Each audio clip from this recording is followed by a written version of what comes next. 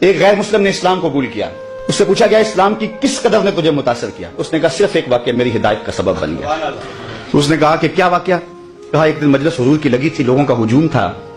ایک شخص اٹھ کے کھڑا ہوا، حضور میرا بیٹا کئی دنوں سے گم ہے، مل نہیں رہا، آپ دعا کر دیں مل جائے.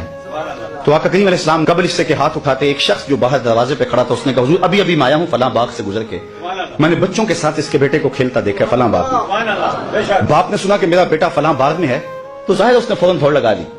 تو آقا کریم علیہ السلام نے فرمایا اسے بلایا گیا. کہا بہت جلدی ہے؟ جی حضور آپ جانتے ہیں کئی دنوں سے بچھڑا ہوں، اس کی ماں الگ تڑپ رہی ہے، میں الگ بے چین ہوں، کئی دن سے کھایا کچھ نہیں، جب خبر ملی ہے تو بہت جلد بچے سے ملنا چاہتا ہوں. فرمایا ضرور جاؤ، میں روکتا نہیں، روکنے کے لیے بلایا بھی نہیں، لیکن تمہیں بلانے کا بھی ایک مقصد تھا. جی حضور ارشاد فرمائیے. فرمایا جب باغ کنارے جاؤ بچوں کے ساتھ اس بچے کو کھیلتا دیکھو، تمہارے بیٹے کو جب تم کھیلتا پالو تو اسے بیٹا بیٹا کہہ کے آوازیں نہ دینے لگ جانا، جو نام رکھا ہے اس نام سے پکارنا. عرض کی حضور میرا بیٹا ہے، اگر بیٹا کہہ کے پکاروں تو حرج بھی کیا ہے؟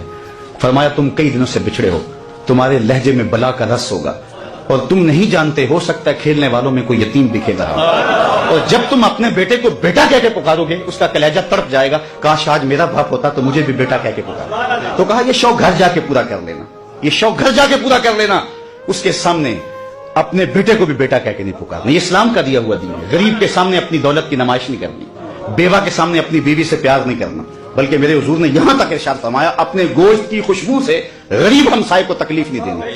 یا تو تھوڑا سا پانی زیادہ ڈال لو اور شوربے کی ایک پیالی ہمسایوں کے گھر بھی بھیج دو.